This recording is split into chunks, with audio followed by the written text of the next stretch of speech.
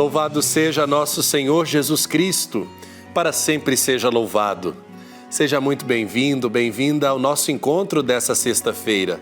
Estamos chegando aqui na TV Pai Eterno com mais uma edição especial do nosso programa, preparado para você. Que o nosso dia tenha as bênçãos e a proteção do Pai Eterno. É uma alegria ter você junto com a gente nesse programa que reúne a oração, a fé, a informação.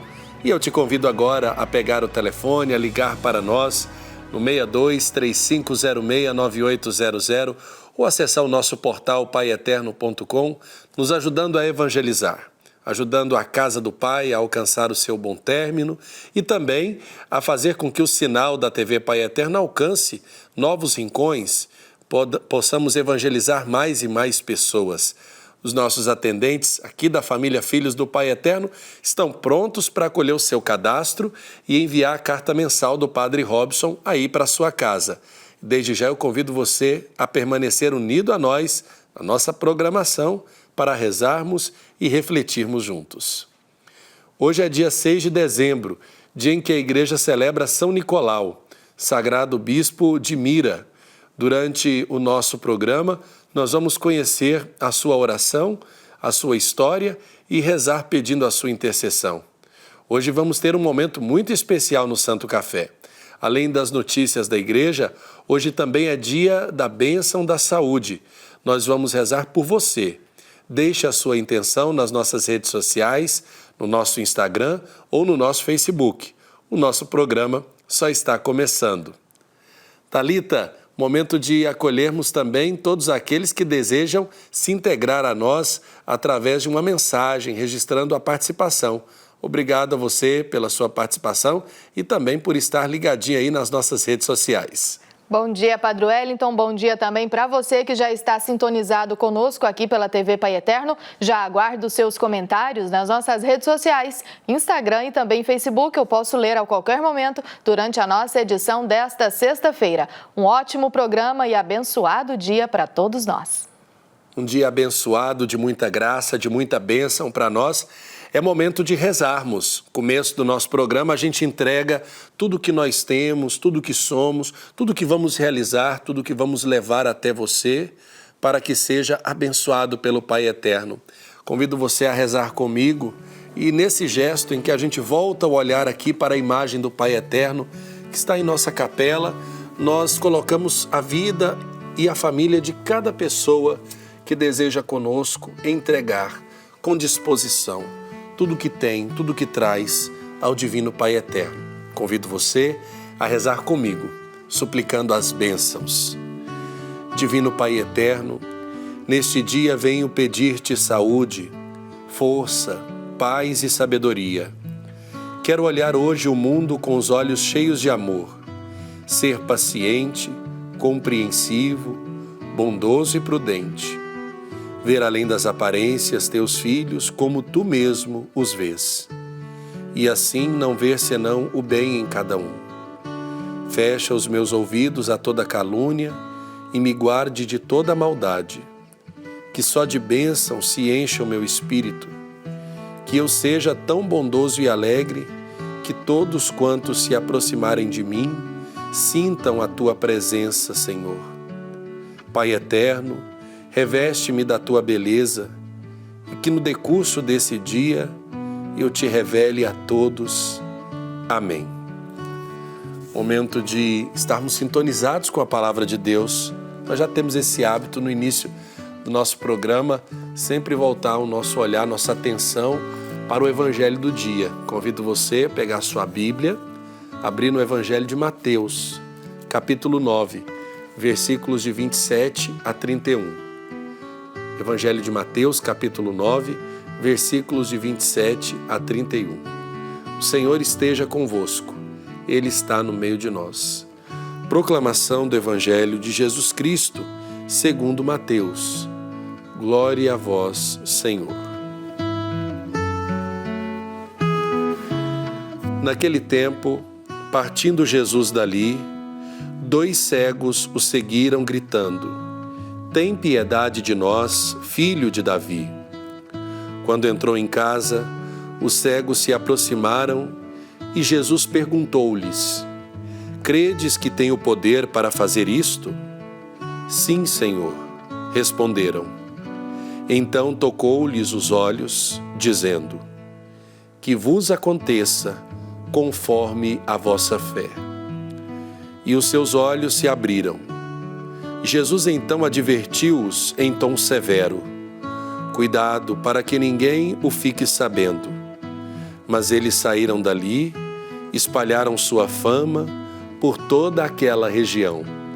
Palavra da salvação, glória a vós, Senhor. Um dia Jesus passava pelas ruas e em determinado local passa por 2 cegos à beira do caminho, que gritam chamando-lhe a atenção. Os cegos acompanham Jesus, que vai saindo de lá, e vão gritando, como são sempre apresentados os cegos nos evangelhos. O título Filho de Davi designava o Messias e já fora empregado pela Cananeia.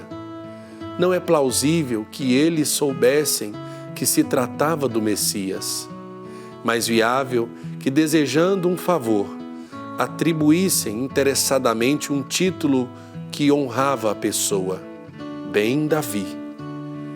É mais da psicologia humana, não só daquele tempo, como de hoje, elogiar aquele quem esperamos um favor.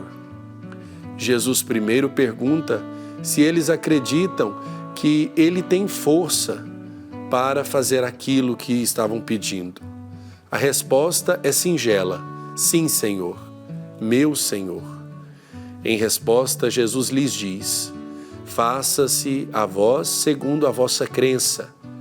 E lhes toca os olhos, recuperando eles imediatamente a visão. Depois adverte-os que ninguém saiba, mas bastava olharem para eles para verificar que haviam recuperado a visão, e eles tornam Jesus conhecido em toda a região. A narrativa desse milagre de cura dos 2 cegos nos lança para uma série de milagres que Jesus faz e serve como que preparação para a missão dos 12 apóstolos. Aqui vemos Jesus como iluminador e, com o seu milagre, se confirma a fé em seu messianismo. Jesus é da descendência de Davi. O pequeno diálogo com os 2 cegos serve para despertar e medir-lhes a fé, tanto a eles como a todas as comunidades, estimulando-as à ação missionária. Mateus faz aqui uma adaptação da narrativa da cura de 2 cegos em Jericó, quando Jesus se aproximava de Jerusalém. O grito dos cegos, Senhor, Filho de Davi, significa que eles consideravam Jesus como o Messias poderoso, num novo Davi, nisso consistindo a sua cegueira. Contudo, eles querem ver e entender melhor. Conforme a leitura de Isaías feita por Jesus na sinagoga de Nazaré, a missão libertadora, profética, implicava restituir aos cegos a visão.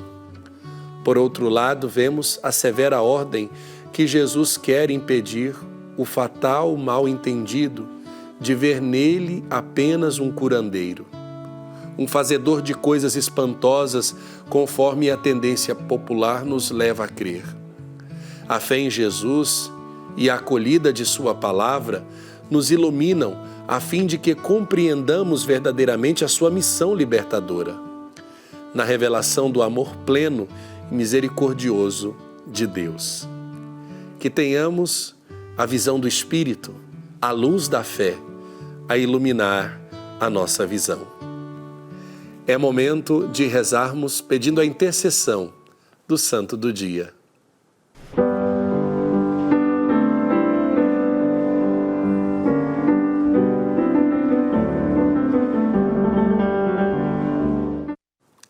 Neste dia 6 de dezembro é dia de São Nicolau, bispo de Mira.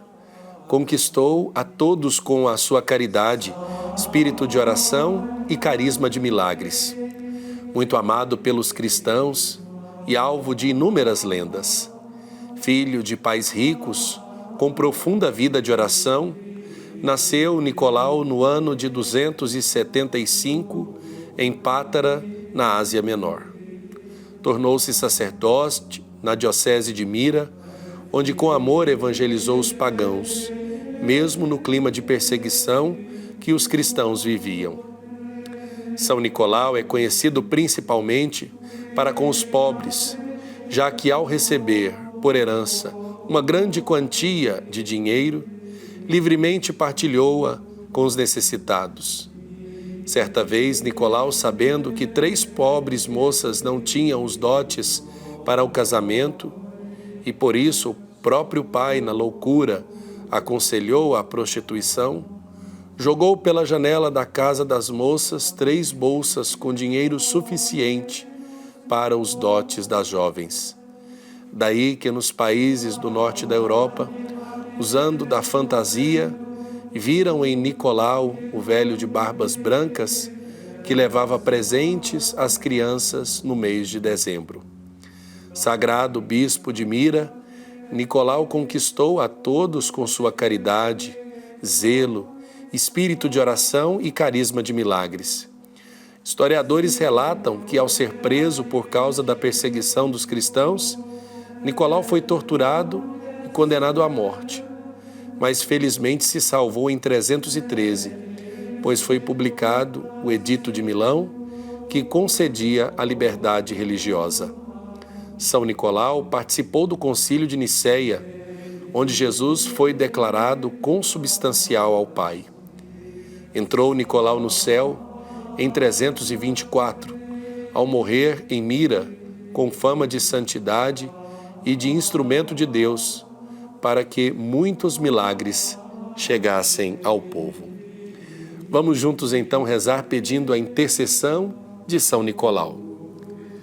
Senhor, pelos méritos de São Nicolau, concedei-me a graça da bondade e o zelo para com os mais aflitos, necessitados e, em especial, para com as crianças.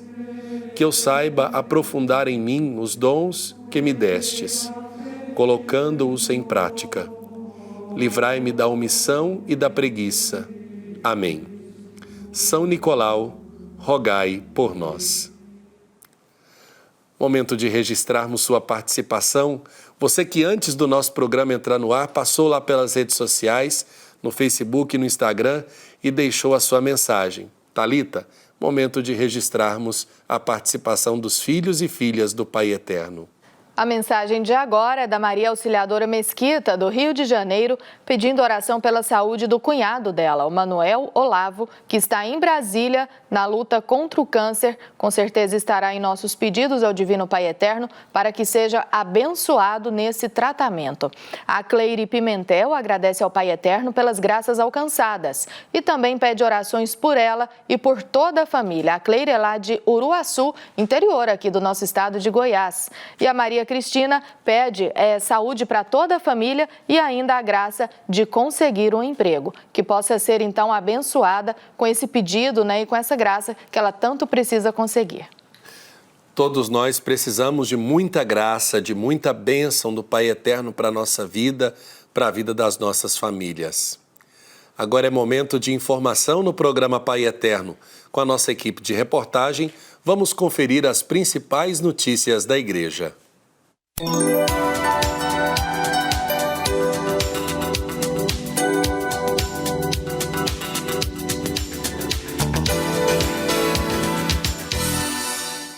O bispo auxiliar do Rio de Janeiro, Dom Joel Portela Amado, e secretário-geral da Conferência Nacional dos Bispos do Brasil, enviou carta a Dom Luiz Antônio Guedes, bispo de Campo Limpo, em São Paulo, e a Dom Pedro Luiz Stringini, presidente do Regional Sul 1, em razão dos tristes acontecimentos em Paraisópolis, na capital paulista, que resultou na morte de 9 adolescentes e jovens na madrugada de 1º de dezembro.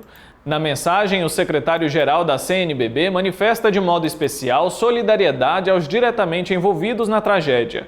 Dom Joel afirma ser dever da Igreja e dos cristãos, diante da indiferença e da morte, proclamar o irrenunciável valor da vida.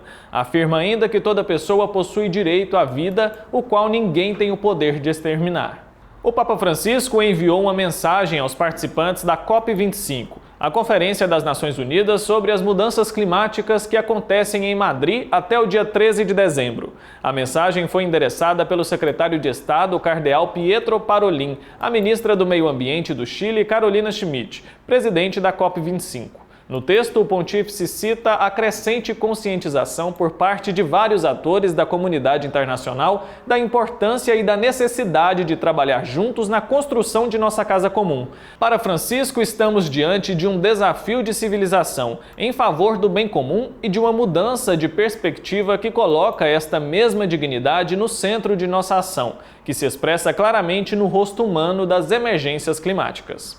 A Conferência Nacional dos Bispos do Brasil divulgou o videoclipe da Campanha da Fraternidade 2020. A grande inspiração é Santa Dulce dos Pobres e o tema Fraternidade e Vida, Dom e Compromisso. O lema é Viu, sentiu compaixão e cuidou dele. A letra do hino é de autoria do padre José Antônio de Oliveira, da Arquidiocese de Mariana, em Minas Gerais. A música é de Gilson Celerino, que também fez o arranjo para coro a 4 vozes e órgão. Vamos conferir agora o hino que já está disponível na internet para o aprendizado de todas as comunidades do Brasil.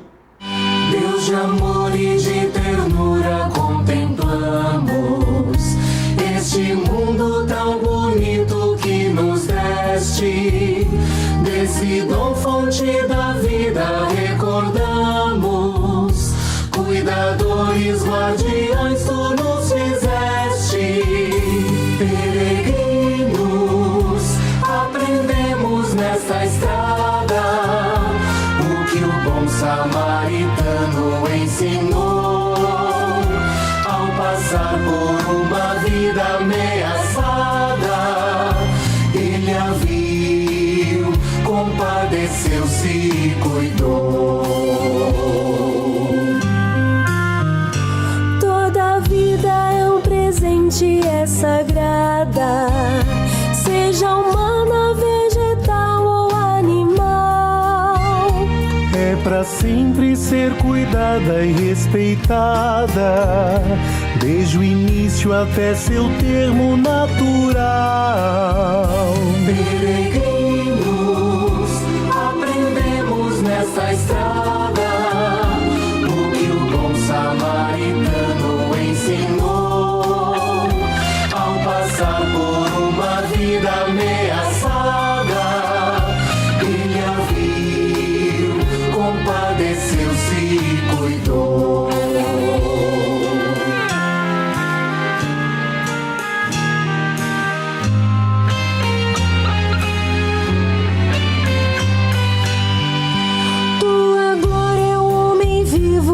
Da vida, ver felizes os teus filhos, tuas filhas. É a justiça para todos sem medida, é formarmos no amor bela família. Peregrinos, aprendemos nesta estrada o que o bom samaritano ensinou. Passar por uma vida ameaçada, ele a viu, compadeceu-se e cuidou.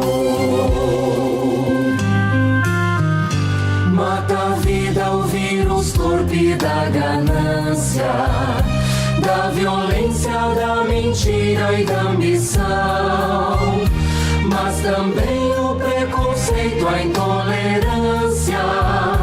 O caminho é a justiça e conversão.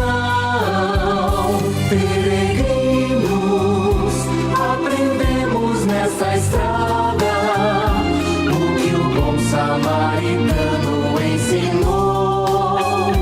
Ao passar por uma vida ameaçada, ele a viu, compadeceu-se e cuidou.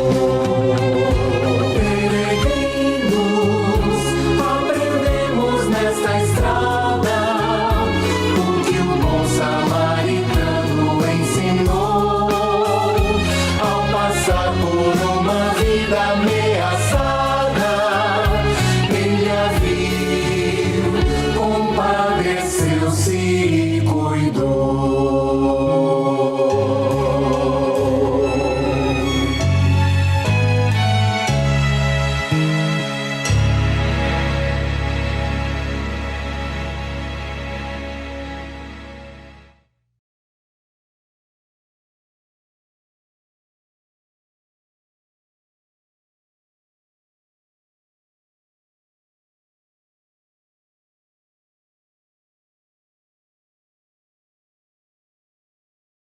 Religiosos, sacerdotes, seminaristas e leigos estão se preparando para sair em missão além fronteiras. Eles participam do curso Adigentes para Missionários e Missionárias. O curso, que termina hoje, 6 de dezembro, teve início em 10 de novembro. Esta é uma iniciativa promovida pelo Centro Cultural Missionário da Conferência Nacional dos Bispos do Brasil.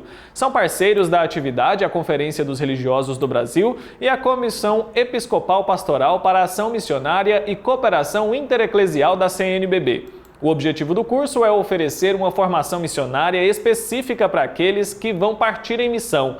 Os participantes do curso serão enviados para os países da Tanzânia, Peru, Moçambique, Estados Unidos, Bolívia, Bélgica, Angola, Haiti, França e Guatemala. E aqui no programa Pai Eterno você fica por dentro das principais notícias do Papa. Vamos conferir agora a participação do nosso correspondente em Roma, Silvonei José. Alô, amigos da TV Pai Eterno em todo o Brasil. Rezemos para que todos os países decidam tomar as medidas necessárias para fazer com que o futuro das crianças seja uma prioridade, especialmente o futuro das crianças que hoje estão sofrendo. Essa é a intenção de oração do Papa Francisco para este mês de dezembro, confiada à Rede Mundial de Oração do Papa. Em O Vídeo do Papa, apresentado ontem por Vatican News, os protagonistas são meninos e meninas que têm hoje um futuro incerto, sobretudo os que estão sofrendo por diversas causas. Cada criança marginalizada, cada criança abusada, cada criança abandonada, cada criança sem escola, sem cuidados médicos, é um grito que se eleva a Deus. O pedido do Papa chama atenção para os dramas da infância que exigem medidas sérias. Segundo os informes sobre a situação mundial da infância de 2016 e 2017, os meninos e meninas formam quase a metade dos 900 milhões de pessoas que sobrevivem com menos de $2 ao dia. Além disso, em 2014, comprovou-se que cerca de 160 milhões de todos eles apresentavam atraso no crescimento. Quanto à escolarização, apesar dos avanços nas matrículas, existem cerca de 124 milhões de meninos e meninas que não vão à escola, um fator que se vê agravado pelos conflitos armados, que em muitos lugares são cada vez mais prolongados. Lamentavelmente, cerca de 250 milhões de jovens vivem em países ou áreas afetadas pelos conflitos armados. Essas condições sociais, econômicas e bélicas dificultam seu desenvolvimento normal e a busca de um futuro melhor. O diretor internacional da Rede Mundial de Oração do Papa, o padre Frederic Fornos, sublinha que o convite de Francisco a rezar para que todos os países decidam tomar as medidas necessárias para que o futuro das crianças seja uma prioridade, não nos livra de trabalhar para essa finalidade em nossa vida cotidiana, cada um dentro de suas possibilidades e naquilo que poderia nos parecer mais simples. Em cada uma delas, afirma ainda o Papa no vídeo, é Cristo que veio ao nosso mundo como uma criança indefesa. É Cristo que nos olha em cada uma dessas crianças. Vamos rezar pelas intenções do nosso Papa Francisco. De Roma, para a TV Pai Eterno, Silvonei José. Neste fim de semana teremos uma programação especial direto de Salvador, nas festividades de Nossa Senhora da Conceição da Praia, padroeira do estado da Bahia. Durante as festividades de Santa Dulce dos Pobres, a nossa equipe foi conhecer um pouco da história da igreja, que foi um local muito visitado por Irmã Dulce. A Basílica da Conceição da Praia também foi o lugar a primeiro receber a sepultura de Irmã Dulce. Confira na reportagem. A Basílica de Nossa Senhora da Conceição da Praia é um monumento religioso atraente que fica no coração do centro da cidade de Salvador. Essa igreja voltada para o mar tem uma fachada austera, toda em pedra de Lihóis. Com sua rica decoração interna, a tradicional igreja guarda a imagem da padroeira do estado da Bahia. Em 1946, foi elevada à Sacrossanta Basílica por decreto do Papa São Paulo VI, que declarou Nossa Senhora da Conceição da Praia padroeira única e secular do estado da Bahia, lugar importante da história para a visitação em Salvador. Foi uma das primeiras igrejas desde a sua primeira construção, né, a ser construída na cidade por Tomé de Souza, em 1549, com sua chegada.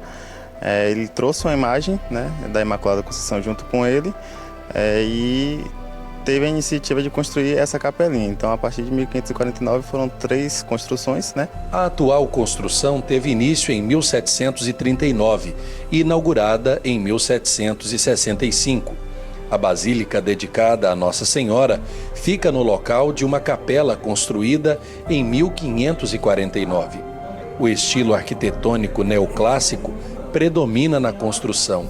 Seus blocos de pedra de Lihóis foram fabricados em Portugal e receberam números antes de serem transportados de barco a Salvador.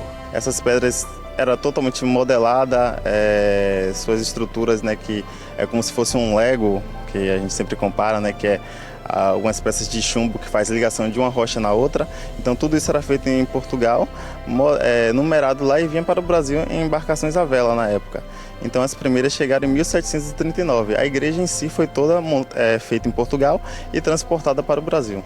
A gente costuma dizer que é a primeira igreja móvel do Brasil, né, devido a esse trajeto que ela fazia. Santa Dulce dos Pobres visitava a Basílica e era assídua nos compromissos da Irmandade do Santíssimo Sacramento e Nossa Senhora da Conceição da Praia, mantenedora do local. Foi por isso que a igreja foi a primeira a receber os restos mortais de Irmã Dulce, em março de 1992. E aqui ela ficou durante 8 anos, né? Foi de 13 de março de 92 até 2000. Aí, quando se deu início ao processo de beatificação, o corpo dela foi retirado daqui e levado para o Santuário de Irmã Dulce, devido a todo o trabalho também que ela fez nas obras sociais, logo no início. Ao ser elevada à grandeza de paróquia, os devotos da Senhora da Conceição, em 15 de agosto de 1645, fundaram uma irmandade para a gestão da igreja e promoção da fé católica. A atual Irmandade do Santíssimo Sacramento e Nossa Senhora da Conceição da Praia tem como juíza a Senhora Marília Gabriela Silva Dias. Ela nos explica um pouco da história da Irmandade. É uma irmandade antiga, de 1624. Ela tem 376 anos.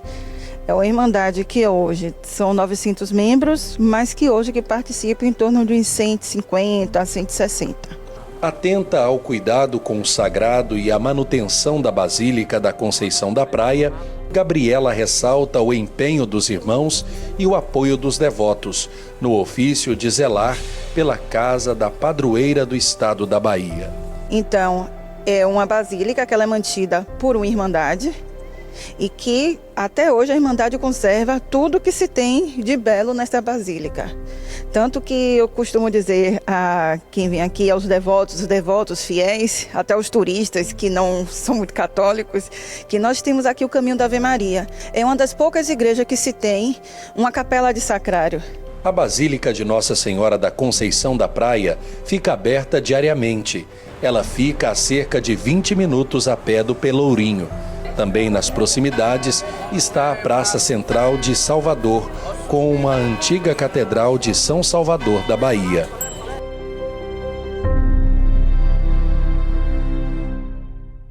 Um lugar de muita bênção e de muita graça para todos os filhos do Pai Eterno. Que a Virgem Maria, sob o título de Senhora da Conceição, olhe por todos nós.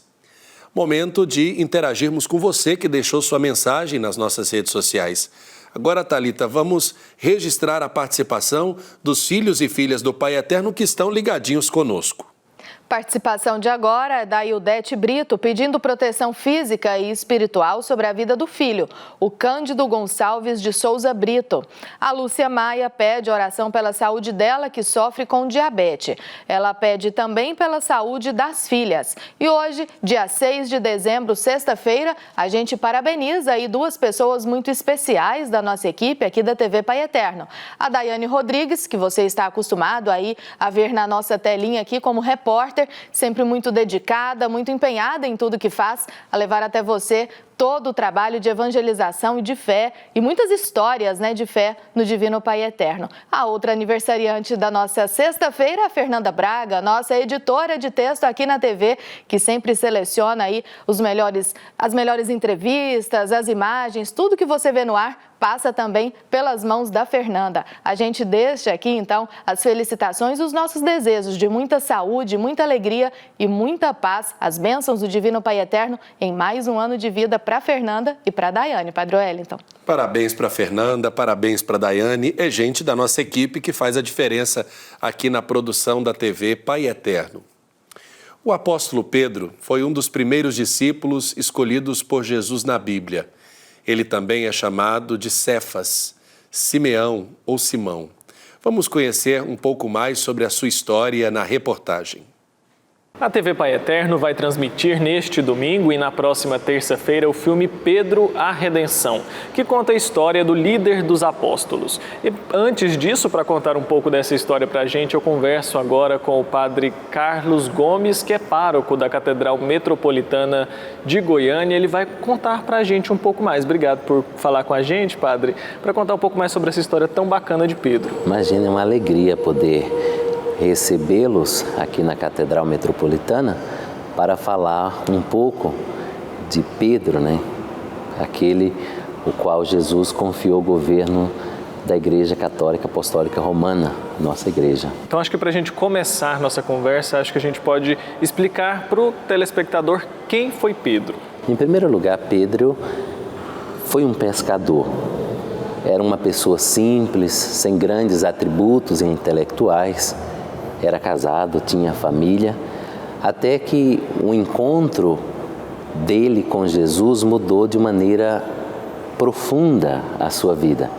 Nos diz os evangelhos, sobretudo os evangelhos sinóticos, que Pedro, em determinado momento da sua vida, pescava com seus companheiros e, não conseguindo apanhar nada naquela noite, teve o privilégio de encontrar com Jesus.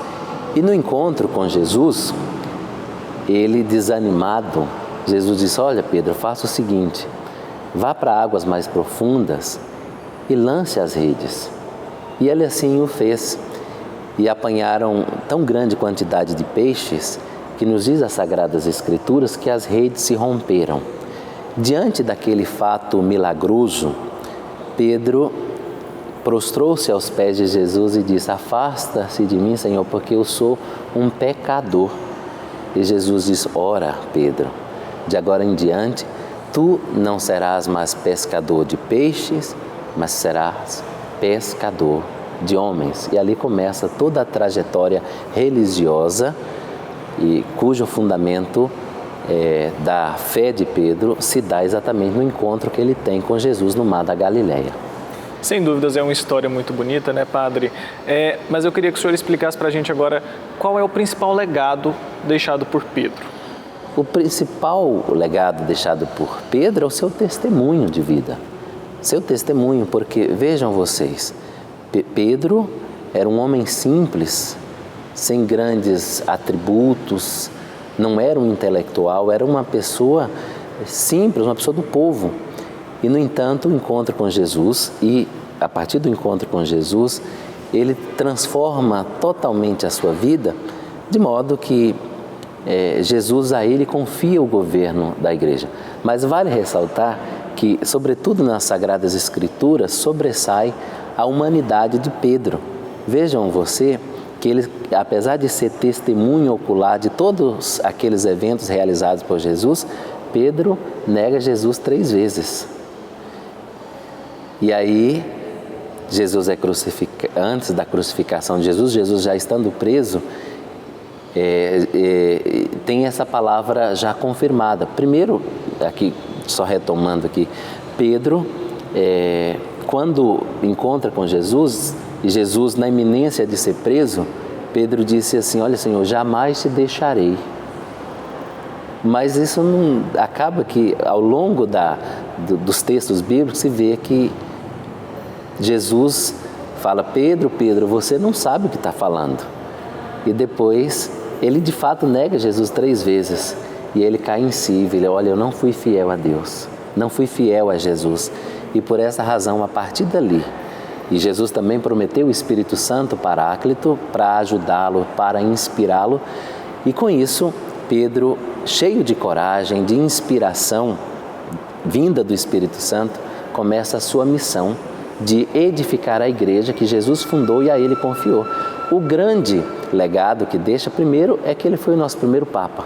E como o primeiro Papa, ele doou a vida na época da perseguição. A igreja começava ali no Oriente, depois lá em Roma, e tanto é que ele deu a vida. O legado é o seu testemunho.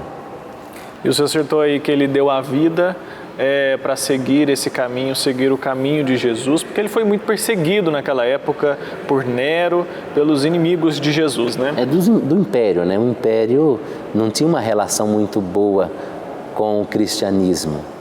E Pedro, então, foi morto. E o que nos chama a atenção na morte de Pedro é que a Bíblia não faz referência nenhuma à morte de Pedro. O único que tem referência sobre a morte entre os apóstolos foi Tiago. Mas Pedro, não tem nenhuma referência. Tudo que nós conhecemos de Pedro é a partir da tradição da igreja. Nos diz a história que Pedro, em um determinado momento, quando foi condenado para ser crucificado, ele inclusive não aceitou ser crucificado de maneira normal, como foi Jesus, e pediu: olha, eu não sou digno de ser crucificado assim, faço a opção e peço para que eu seja crucificado de cabeça para baixo. Demonstra aí essa humildade e esse respeito pelos ensinamentos, pelo legado deixado pelo nosso Senhor Jesus Cristo naquela época. E eu quero convidar os devotos, os telespectadores da TV Pai Eterno que estão assistindo a gente a conhecerem mais essa história. Como eu disse no início, a TV Pai Eterno vai transmitir o filme sobre a história de Pedro, chama Pedro a Redenção, no próximo domingo e com reprise na próxima terça-feira. E eu quero convidar todos vocês a assistirem. Eu não ficarei com vocês por muito tempo. Para onde eu vou, vocês não poderão me seguir. Mas ao final, me seguirão novamente. Todos serão obrigados a tropeçar nesta noite, por minha causa. Porque está escrito: atacarei o pastor e as suas ovelhas se dispersarão.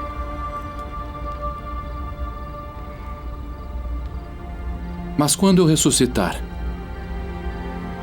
irei adiante de vós para a Galileia. Mesmo que todos os outros tenham sido feitos para tropeçar por causa de ti, eu não fui feito para tropeçar. Meu Pedro, eu digo isso hoje a você, porque nesta noite, antes que o galo cante, você me negará 3 vezes. Se eu tiver que morrer com você, então não terei te negado. Está na hora do intervalo no programa Pai Eterno. A gente faz uma pausa para nos prepararmos para esse momento abençoado do Santo Café. Eu vou, mas eu volto. Volte comigo.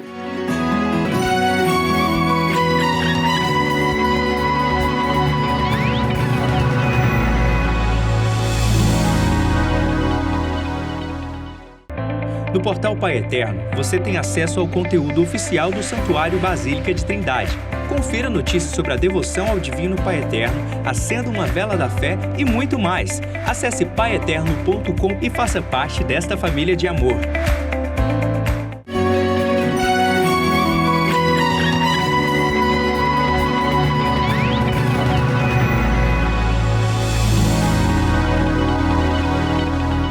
Estamos de volta com o programa Pai Eterno, aqui na tela da TV das Bênçãos do Pai, agradecendo a sua audiência, a sua participação conosco nesse momento abençoado do nosso Santo Café, que está prestes a iniciar.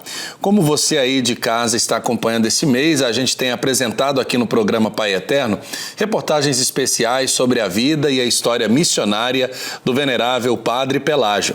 Confira o que a nossa equipe preparou para a edição de hoje.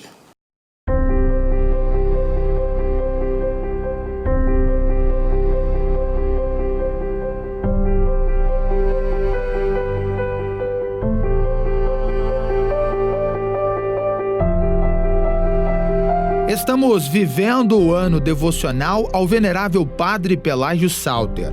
E as benfeitorias deste sacerdote não se resumem à Trindade. Ele ficou conhecido por viajar longas distâncias com a sua mula ou um burro em busca de evangelizar em outros povoados. E foi assim que ele se tornou o maior incentivador de uma cidade que hoje tem mais de 44 mil habitantes. Goianira fica a 31 quilômetros da capital do estado, Goiânia, e a 27 quilômetros da capital da fé, Trindade. Foi fundada em 1922 e tem 97 anos de existência. E a partir de agora nós vamos te contar como Padre Pelágio Salter foi importante nessa trajetória. Ele aconselhava as pessoas, ficava sabendo sobre a questão social delas e desenvolvia todo um trabalho religioso. Por fim, numa dessas incursões, e a população reclamando da dificuldade justamente de praticar a fé católica em Campinas, que era muito difícil o acesso da zona rural daqui, ele aconselhou o pessoal a se organizar e fazer doações para futuramente ser criado um patrimônio religioso, ao qual deu-se o nome de Patrimônio de São Geraldo, E dentro desse patrimônio foi constituído o povoado de São Geraldo. Então, esse trabalho que ele vem fazendo, por várias décadas na região de Goianira, fez com que houvesse uma contribuição social, econômica, religiosa para o desenvolvimento do que viria a ser Goianira. A fama do Padre Pelágio Salter era de ser um homem muito carismático. E nas suas desobrigas, que é o nome dado às visitas religiosas, às fazendas ou povoados distantes naquela época, o padre era sempre muito bem recebido pelas famílias. Há um respeito religioso, um respeito muito especial para com o Padre Pelágio, do ponto de vista do homem europeu que veio desbravar nos sertões goianos e trazer a fé católica, trazer os sacramentos e a possibilidade desse homem do sertão goiano não se sentir desassistido espiritualmente. Então, existe aqui pela região e pelas populações mais antigas, as famílias pioneiras que contribuíram na formação desse povoado junto com o Padre Pelágio, na fundação de Goianira, todo um sentimento de gratidão com a figura dele e o trabalho e a obra dele que transcendeu a questão pastoral religiosa. O Luciano escreveu este livro com o título Povoado de São Geraldo, História e Religiosidade Popular de Goianira, que retrata a importância desse padre desbravador. E hoje, a cidade reconhece a importância de Padre Pelágio, a ponto de homenageá-lo de várias formas. Nós temos, inclusive, um dos capítulos aqui trata da representatividade do homem goiano sobre Padre Pelágio. Você tem rodovias no estado, você tem diversos monumentos, órgãos que têm essa denominação e particularmente aqui em Goianira você tem o Colégio Estadual Padre Pelágio, convertido em colégio militar há alguns anos. Você tem a Vila Padre Pelágio, que é um dos setores mais povoados e que tem uma topografia, um relevo bem favorável ao desenvolvimento econômico. Você tem essa questão do Padre Pelágio, mais do que em monumentos, você tem enraizado na cultura e na tradição local. Este aqui é o bairro que leva o nome do Padre Pelágio, um dos mais povoados da cidade de Goianira. Uma realidade bem diferente daquela do início do século passado. E nós encontramos uma devota do Divino Pai Eterno de 98 anos de idade, que viveu aqui na época do padre. Dona Maria Luísa hoje mora em Goiânia e mostra que tem uma memória muito boa. Lembra bem da importância de Padre Pelágio, que chegava ao povoado de São Geraldo montado no seu burro para levar a palavra do Pai Eterno. Ia a cavalo. Tinha uns mulonas boas. Ia a cavalo. Tinha um rapaz que andava com ele, né? Ele ia lá em Goianira. E se eu tivesse disposto, ia acabar de chegar numa fazenda. Que eles iam sempre lá em Goianira de 15 em 15 dias. E na fazenda de 15 em 15 dias também. E a fazenda já era longe de Goianira. Mas ele ia celebrar a missa lá. Ia com vontade, e aconselhava muito o povo. As lembranças guardadas são as melhores. Entre um café e um bolo, tantas histórias aparecem. E no caso dela, para recordar, ficou até um presente especial do Padre Pelágio. E ele me deu uma imagem, Coração de Jesus, desse tamanho também. E a gente sempre... E não deixava de encontrar com ele na eternidade. O Jales é filho da Maria Luísa. Não teve a mesma convivência que a mãe, mas sabe de muita coisa. Além de jornalista e historiador, ele é bisneto da Dona Isa, que foi uma figura importante na fundação de Goianira. Então, a minha avó, minha bisavó, que morava em Trindade, mudou para aquele povoado e ela era quem recebia o Padre Pelágio. Ela era uma pessoa que tinha uma atividade intensa, ela era conselheira, parteira, uma pessoa que tinha uma atividade intensa e tomava conta da igreja. E o Padre Pelágio, quando vinha ao povoado, ele se alimentava na casa dela, da minha bisavó e do marido dela, o Chico Rosa. Então os dois sempre acolhiam o Padre Pelágio e às vezes até acompanhavam ele nas visitas às fazendas. Se a cidade de Goianira hoje se desenvolve com a força do seu povo, muito se deve aos personagens do início do século passado, e um deles é Padre Pelágio Salter, que teve a função de ser mais que um padre, bem mais que um conselheiro. Foi um evangelizador que deixou a Europa para entrar para a história do estado de Goiás. Ele era uma pessoa especial, muito atencioso, muito cordial, gostava da convivência, gostava de estar ensinando as pessoas a ter uma atividade. Ele era sempre uma pessoa que valorizava a cultura, a educação e queria que as outras pessoas também tivessem uma atividade. Então lembra dele nessa figura de uma pessoa que estava sempre disposta a se doar, fazer com que as pessoas aprendessem um pouco mais, tivessem uma atividade mais representativa. Então era uma pessoa assim, atenta e que queria participar, colaborar, fazer com que as pessoas crescessem.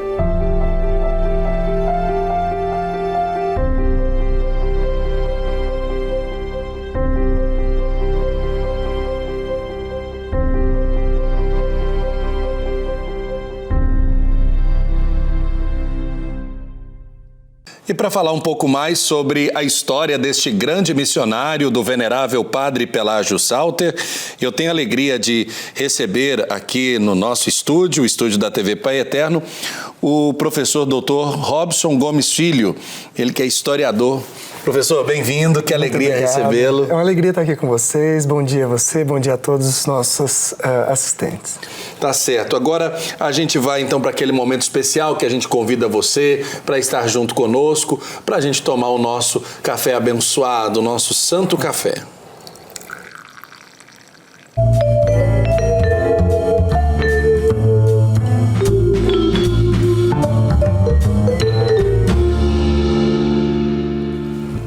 Professor Robson, acho que eu posso chamá-lo assim, com licença. O senhor fez uma pesquisa, e eu tive contato com essa pesquisa, sobre a presença dos redentoristas. O senhor podia falar um pouco sobre esse conhecimento geral que o senhor teve da congregação, da atuação aqui em Goiás? Primeiramente, bom dia mais uma vez. É uma grande alegria estar aqui. Eu agradeço o convite e a gentileza de ter essa oportunidade de conversar com vocês. Bom, eu fiz a minha tese de doutorado sobre os redentoristas. Eu tratei basicamente da presença dos redentoristas no estado de Goiás e a contribuição importante que eles tiveram no processo de modernização do estado, né?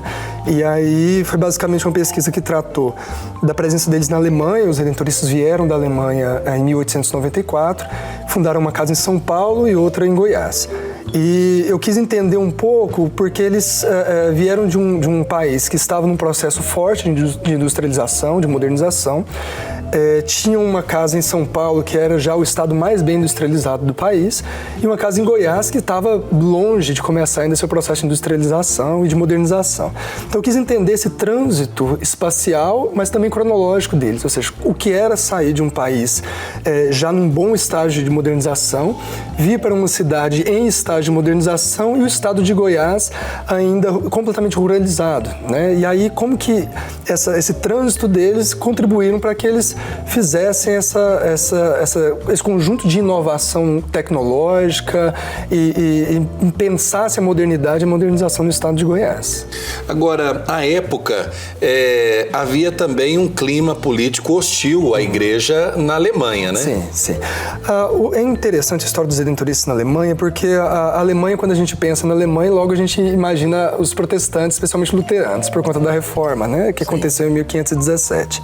Mas a Alemanha, até a década de 1860, possuía maioria católica por conta do estado da Áustria, né? A Áustria até 1870, 1865, na verdade, a Áustria fazia parte dos estados alemães, né? E foi só a partir da guerra da Prússia com a Áustria que a Áustria foi desligada e posteriormente se fundou a Alemanha como a gente conhece hoje. Então, com a separação da Áustria, os católicos passaram a ser 1/3 da Alemanha. E aí o interessante é porque a Alemanha ela passou por um processo durante o século XIX de abraçar a Igreja Católica para lutar contra as revoluções liberais de 1848 e 1849, sendo que a Igreja Católica era o principal agente de resistência ao liberalismo, de resistência aos ideais da Revolução Francesa, mas posteriormente, com a ascensão desses mesmos liberais ao poder, liberais protestantes, a Igreja Católica passou de braço do Estado a perseguido, né? E aí é importante a gente perceber duas coisas. Primeiro, a Igreja Católica ela representava um governante externo, que seria o Papa, interferindo em um país recém-unificado. E segundo, ela representava tudo aquilo que os liberais e protestantes entendiam como muito medieval, muito atrasado e contrários da modernidade, né? Que foi justamente o que me chamou a atenção, porque os redentoristas saem da Alemanha condenados, digamos assim, durante todo esse período que a gente chama de Kulturkampf, que vai de 1873 a 1894, a congregação redentorista chegou a ser expulsa da Alemanha junto com os jesuítas, condenados como aqueles que são opostos à modernidade, e quando vem para o estado de Goiás, são eles os agentes dessa mesma modernidade. Então, isso foi o que me chamou a atenção e me levou à tese de doutorado. E fez esse contraponto, né? Exatamente. Na história. Agora, a gente observa que no início, Goiás é escolhido para ser a sede da missão. Sim. Por que é visto, parecem óbvias as razões, mas por que é vista a inviabilidade desse processo? A gente tem dois fatores centrais. O primeiro é a estrutura da Casa de São Paulo, né, em Aparecida do Norte. São Paulo já tinha vias férreas, então a locomotiva facilitava o transporte, a facilidade em termos de alimento, a facilidade em termos de obtenção de recursos era muito maior. O estado de Goiás, então, vivia isolado, porque a estrada de ferro, quando os redentoristas vieram, só chegava até Uberaba. Né? Muito depois, já em 1907, 1909, é que se estendeu ao sul de Goiás. Então, os padres, para conseguir chegar em Campininhas, onde hoje é um bairro aqui da cidade de Goiânia, eles precisavam ir de trem até Uberaba e de Uberaba até aqui em lombo de burro, mula e cavalo. Né? Então, isso dificultava muito o acesso a alimentos, o acesso a recursos. E, por outro lado, também o bispo aqui em Goiás, na época, Dom Eduardo Duarte Silva, que foi quem trouxe os redentoristas, teve uma série de conflitos com a congregação. Então, para facilitar tanto a relação com o bispo, que São Paulo, que era Dom Arco Verde, que era mais fácil quanto o acesso a recursos, a sede passou a São Paulo. Agora, o mais interessante que eu encontrei na pesquisa foi uma série de conflitos internos entre os redentoristas, entre aqueles que diziam na verdade, que vinham com aquele ideal missionário de enfrentar todas as turbulências, as tribulações em nome da evangelização, mas quando chegava no estado de Goiás, queria voltar para São Paulo, né? Porque o ideal da evangelização, da missão é muito bonito, mas quando se enfrenta de fato um estado que não tem recursos, como a primeira casa que os redentoristas vieram, mal tinha janela, mal tinha porta, mal tinha mesa, e passa a viver a penúria que era o estado de Goiás nesse momento, aí a vocação é posta à prova, né? E aí muitos deles reclamavam, queriam ir para São Paulo, enquanto outros viviam de fato esse ideal da missão, querendo vir para Goiás para viver isso, viver justamente o afastamento da modernidade e a penúria como sendo uma forma de fortalecer a própria ideia de vocação. Agora, esse contraponto do grupo é bem evidente na pesquisa, porque há aqueles que desejam estar em São Paulo, mas também há aqueles que querem ficar em Goiás. Sim, é muito interessante. Alguns padres, eu até estava comentando ali antes da gente vir para estar no ar com a Irene, que o mais interessante da pesquisa é que eu no meu caso, trabalhei com as cartas dos redentoristas, mais de 15 mil cartas. E você pega cartas de padres que antes de vir para o Brasil, antes de se tornar padres, e depois todo o seu processo de vida, a sua evolução, não só religiosa, mas humana, né? Então a gente pega padres que no começo, como é o caso de Padre Pelágio, que a gente vai falar daqui a pouco, que tiveram muita dificuldade de adaptação, que queriam voltar para a Alemanha, que causaram um monte de problemas para a congregação e que depois se tornaram completamente apaixonados pelo estado de Goiás, né? Então a gente tem o padre Fischhaber, a gente tem o padre Lisboa, a gente tem uma série de padres... Lourenço Bauer. A gente tem uma série de padres que vão se apaixonar pelo sertão goiano. Então, enquanto a gente tem padres como o caso do padre João Chiamaia, que trabalha para a modernização do estado de Goiás, a gente tem uma série de outros padres, como o padre José Wendel, por exemplo, que se apegava justamente ao contrário, à ruralização, e queria que Goiás permanecesse nessa áurea que, segundo eles, era contaminada pelo progresso, né? Ou seja, uma áurea da simplicidade, do povo simples, das pessoas, como o padre Francisco Vandes também escreveu uma obra maravilhosa que ainda não foi publicada. Costumes e riquezas de Goiás, exato, né? Que ele fala da beleza do sertão goiano na sua natureza, né? E então existe esse contraste entre aqueles que querem modernizar para tornar Goiás como São Paulo e São Paulo como Alemanha, e aqueles que querem preservar, porque vê no sertanejo goiano a simplicidade e pureza da fé que muitas vezes nas grandes cidades a gente não encontra mais. Agora, esse grupo recebe, por assim dizer, de tempos em tempos, uma remessa nova de missionários. E entre esses grupos que vieram para o Brasil, nós temos um grupo em específico que vem o Padre Pelágio. Em 1909. O Padre Pelágio tem uma história muito interessante e é curioso que eu e o professor Eduardo Quadros, da PUC, nós construímos uma biografia do Padre Pelágio, né, uma biografia histórica, né, e nós entendemos muito mais sobre a pessoa de Padre Pelágio do que aquilo que às vezes a geografia, ou seja, a história só da pessoa como santo, às vezes revela, né? Então, Padre Pelágio chega ao Brasil em 1909, depois de viver um contexto muito interessante na Alemanha, porque na Alemanha, com esse processo de perseguição que a gente estava comentando, da Kulturkampf, as comunidades católicas foram muito reforçadas, né? Ou seja, a gente chama de uma espécie de subgrupos dentro da Alemanha, que quanto mais é atacado, mais se reforça a sua identidade. Então, Padre Pelágio vem de uma religiosidade muito forte na Alemanha. Ele nasceu em 1878, na Bavária, que era o estado mais forte e da presença mais forte do catolicismo na Alemanha. Com 2 anos de idade, ele muda de Hausen para Nordhausen, que é uma cidade em outro estado alemão, que era a antiga Suábia, que já tem uma presença protestante mais forte, que o catolicismo não é tão forte, e lá o seu contato com a presença de pessoas não tão católicas, ele vai decidir pela entrada no seminário.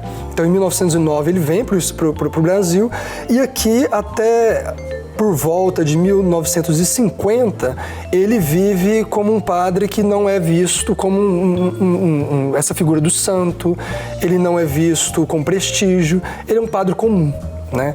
E a beleza que a gente encontrou na figura do Padre Pelágio enquanto homem, enquanto um ser humano, foi justamente aquilo que o professor Eduardo Quadros chama de um padre ordinário, ou seja, ele é um padre do cotidiano, ele não é o santo de fazer grandes proezas, ele não é o santo de tomar liderança de grandes movimentos, ele é o santo, né, e o padre de realizar aquilo que é o trabalho cotidiano.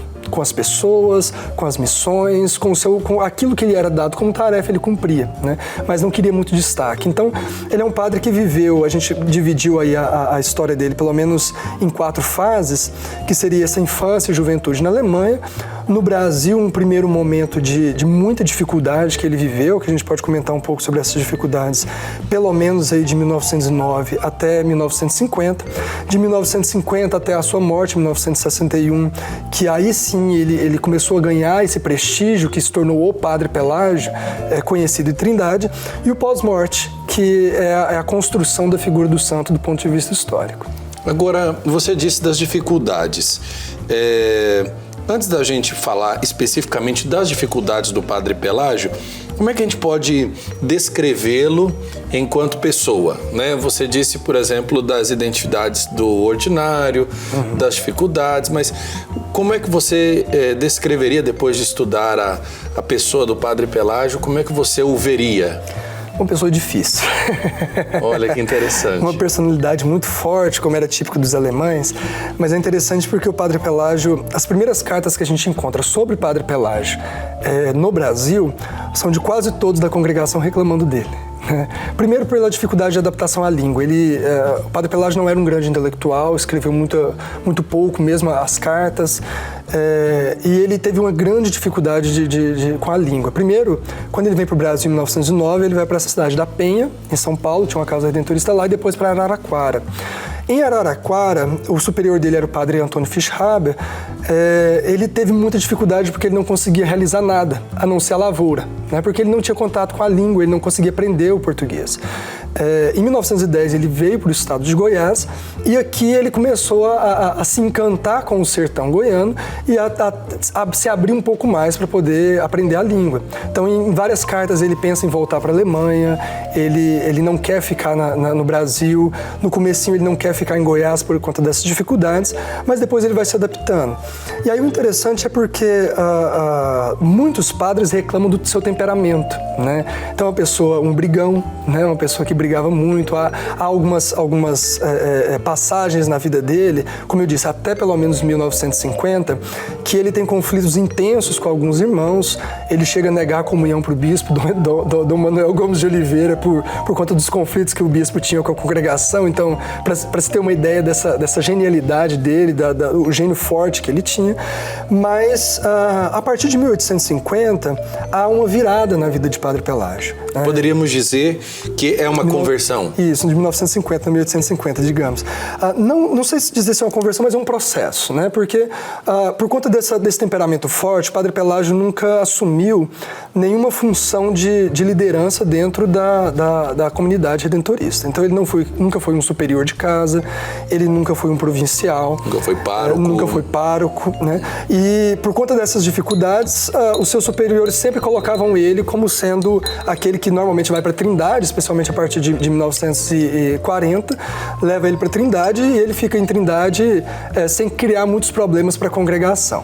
E ali ele encontra, digamos que seria o seu campo maior de trabalho, que se ele não tem liderança na congregação, ele tem o contato direto com o povo mais do que os outros padres, né?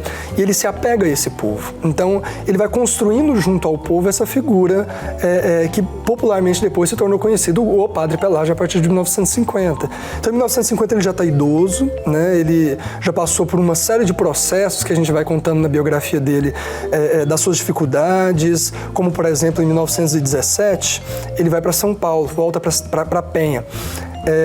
Quase adoece de saudade de Goiás naquela época, mas fica até 1920, que foi quando estava terminando a Primeira Guerra Mundial, em que o Brasil entrou em guerra contra a Alemanha. Então os padres redentoristas alemães sofreram alguns ataques, inclusive o seu convento em São Paulo chegou a ser apedrejado, e ele estava nesse momento. Eles deixaram a frente da missão, né? Por exemplo, não colocavam mais alemães à frente dos santuários, das paróquias, como superiores, né? Exatamente. E em 1917, quando ele vai para São Paulo, chega a gripe espanhola no Brasil.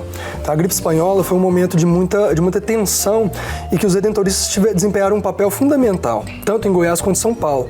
As cartas são maravilhosas sobre a atuação dos redentoristas e de Padre Pelágio também, porque no estado de São Paulo foi o estado mais afetado pela gripe espanhola. E os padres atuavam como médicos, como enfermeiros, como condutores de carro, eles faziam de tudo, né?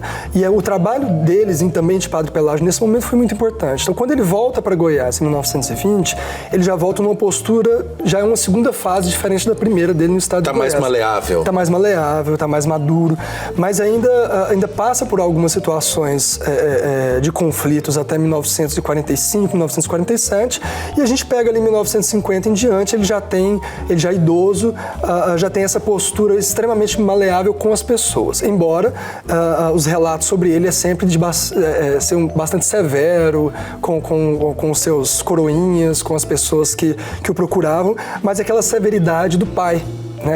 Tanto que é interessante que as pessoas que vinham à Trindade confundiam frequentemente a ideia de se visitar o Padre Pelágio e o Padre Eterno. Existe uma fusão nesses 10 últimos anos de vida de Padre Pelágio, dos romeiros irem à Trindade visitarem o Padre Pelágio e o Padre Eterno.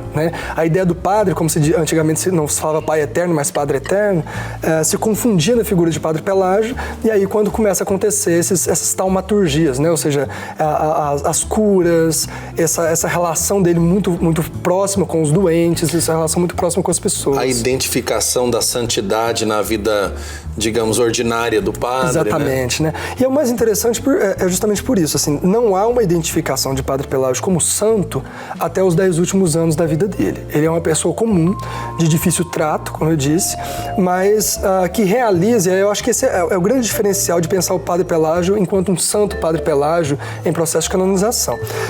Diferente da grande maioria dos santos que faz coisas extraordinárias, eu acho que a grande lição que o Padre Pelágio, a vida de Padre Pelágio ensina para os fiéis católicos é que você consegue desempenhar bem o seu papel, a sua vocação dentro do ideário católico, sendo a pessoa comum. Você não precisa ser nada de extraordinário. Você fazendo aquilo que lhe foi proposto para fazer, você fazendo bem feito e com muita dedicação, como ele tinha com as suas missões, ele conseguiu desempenhar, pelo menos até o final da sua vida, um papel sem chamar muita atenção.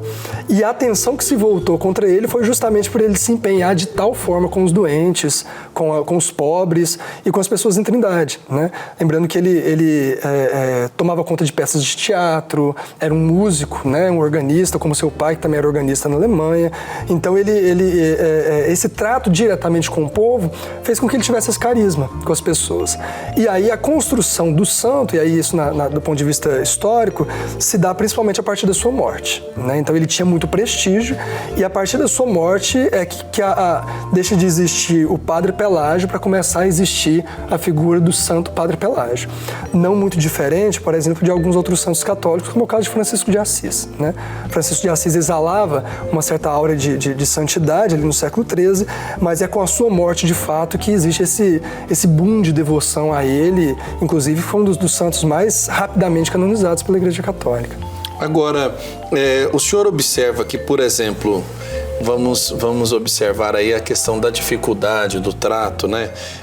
Isso atrapalha o Padre Pelágio para que a gente possa enxergá-lo, digamos, nos altares, para que ele possa alcançar, digamos, o reconhecimento da vivência das virtudes, da fé, da esperança e da caridade?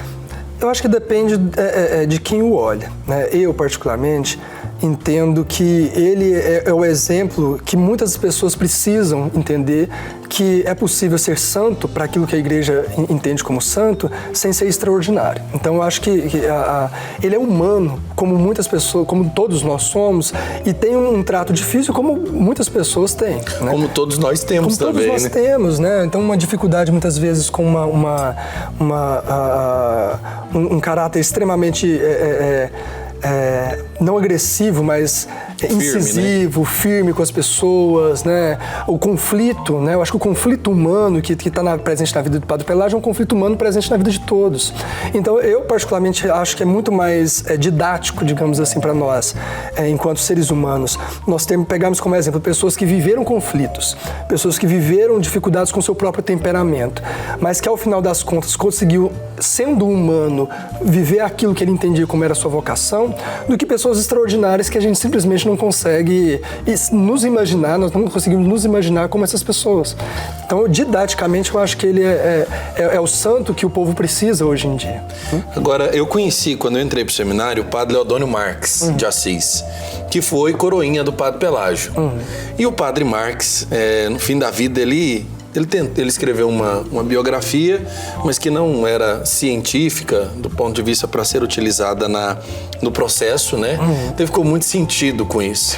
E aí, no fim da vida, ele dizia, olha, foi muito complicado quando eu era criança estar com o padre Pelágio, mas ele não ousava dizer, por exemplo, que o padre Pelágio não fosse santo.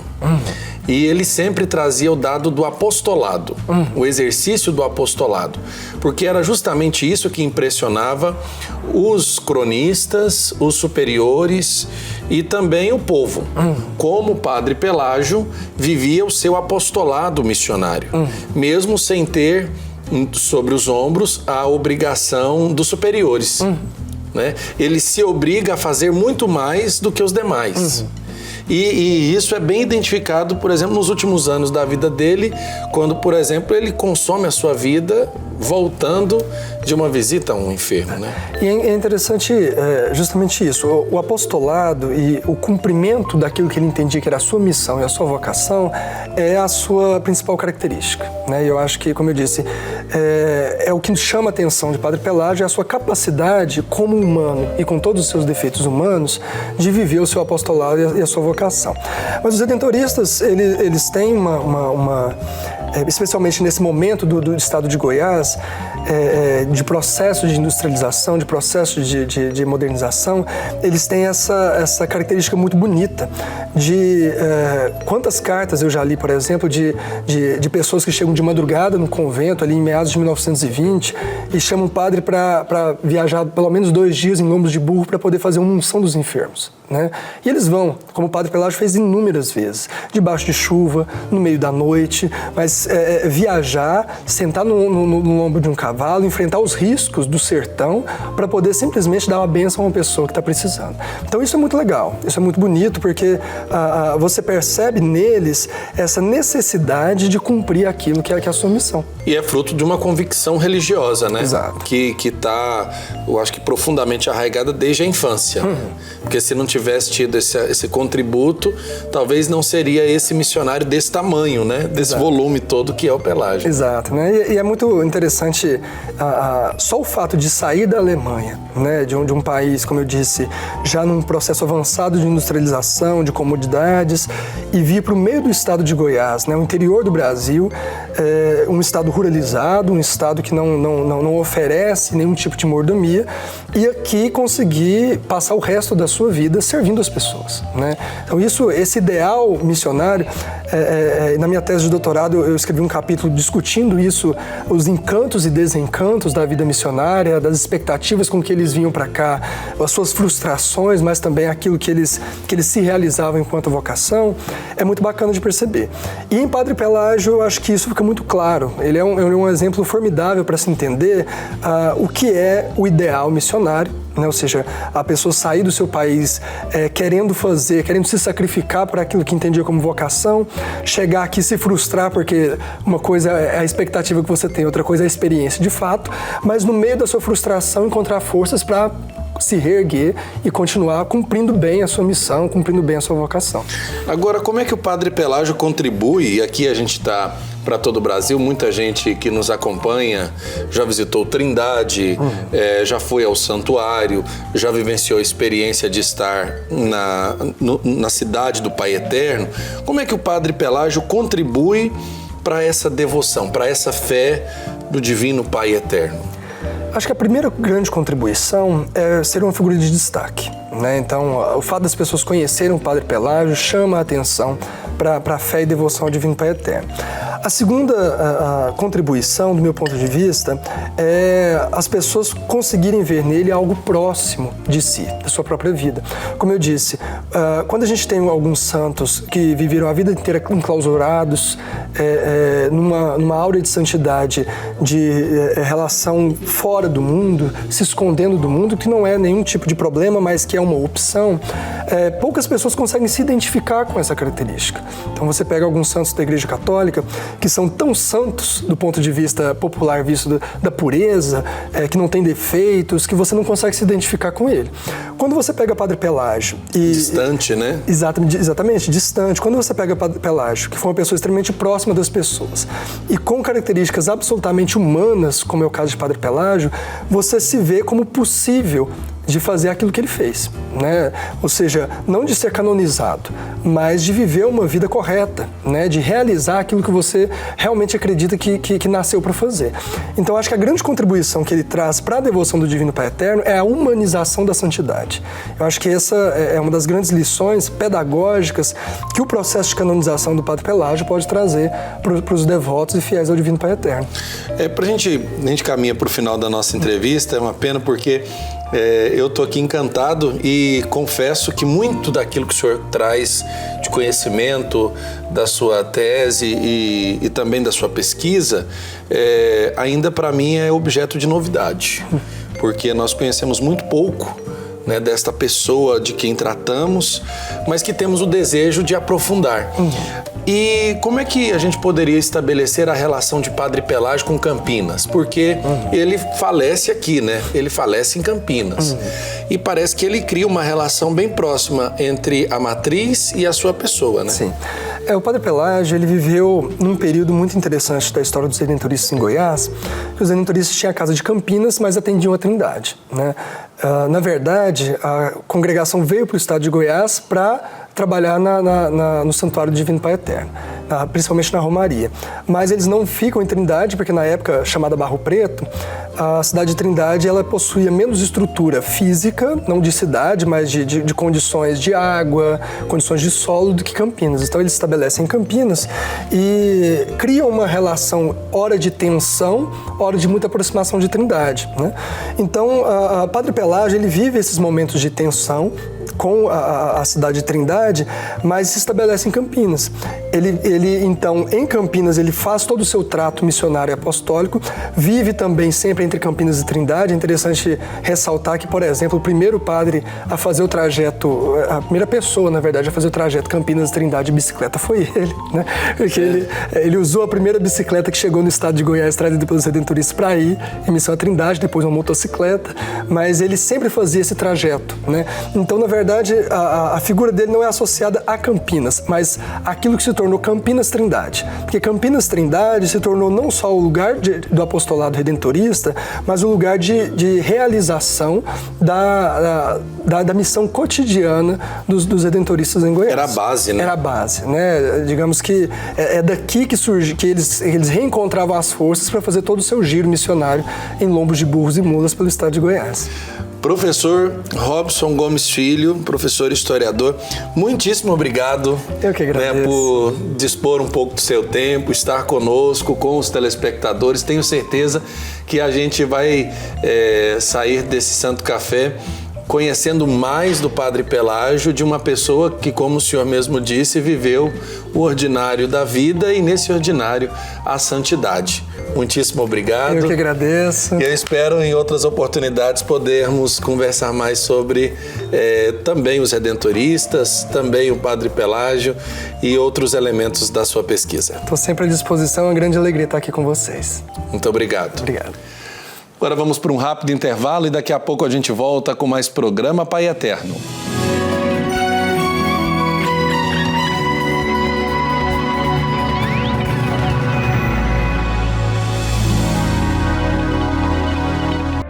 No portal Pai Eterno, você tem acesso ao conteúdo oficial do Santuário Basílica de Trindade. Confira notícias sobre a devoção ao Divino Pai Eterno, acenda uma vela da fé e muito mais. Acesse paieterno.com e faça parte desta família de amor.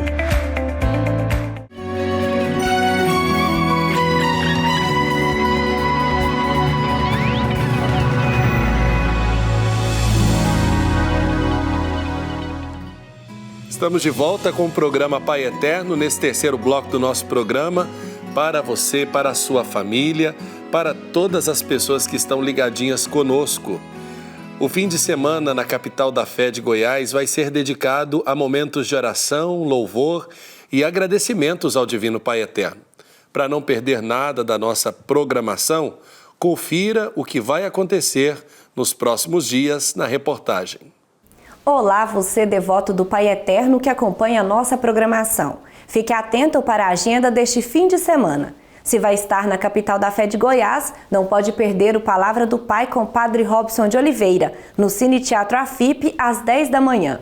O momento é de fé e reflexão sobre os ensinamentos de Jesus. Já à noite, às 8 horas, tem o tradicional Romaria Sertaneja, que traz moda boa e oração, com Fábio Falcão e Padre Natalino Martins. No domingo, o Cine Teatro AFIP continua aberto para receber todos os romeiros. É que às 4 da tarde, o espetáculo Filho de Deus, Menino Meu, da comunidade Shalom, promete provocar grandes emoções em quem gosta de teatro. E às 7 da noite tem Clássicos de Natal, com especiais de fim de ano, que traz Shrek e Burro, Soluço e Banguela e os aloprados animais de Madagascar. Mas vir à Trindade é viver a devoção ao Divino Pai Eterno, e por isso missas são celebradas em diversos horários. No Santuário Basílica, o sábado traz várias celebrações, às 7 da manhã, às 10, às 3 da tarde e às 5h30. Já domingo é bem cedinho, às 5h45 da manhã, mas tem também às 8, às 10, ao meio-dia, às 3 da tarde e às 5h30. Quem deseja ir à Igreja Matriz pode participar da Santa Missa no sábado às 7 da manhã, às 10 e às 5 da tarde. E no domingo tem às 6h30 da manhã, 8 horas, 9h30, às 6 da tarde e às 7h30 da noite. A Igreja Padre Pelágio também é ponto de peregrinação dos devotos e na programação traz 3 celebrações, uma no sábado às 9 da manhã e as outras 2 no domingo, também às 9 e às 7h30 da noite. Se você não pode vir até aqui, fique tranquilo, porque a TV Pai Eterno vai trazer uma programação especial para este fim de ano.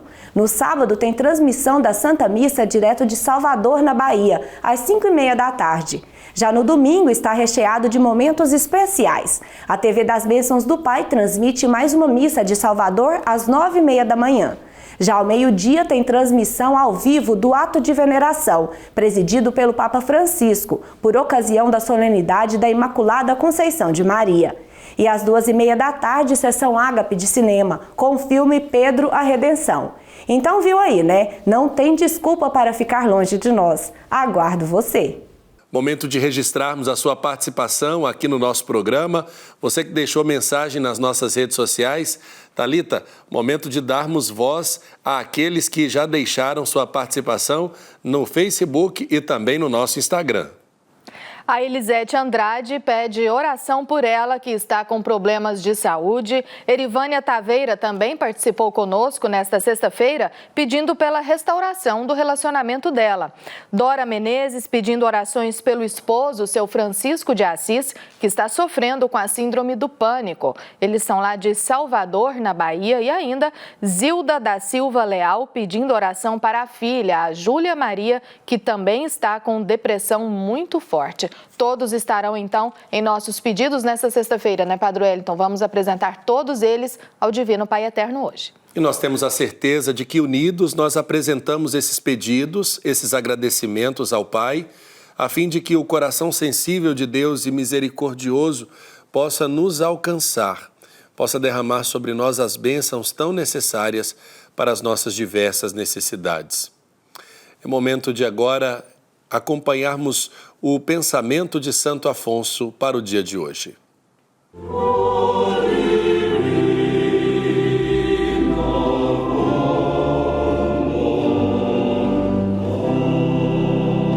O pensamento de Santo Afonso para nós hoje nos ensina sobre Jesus que ilumina o mundo e glorifica a Deus.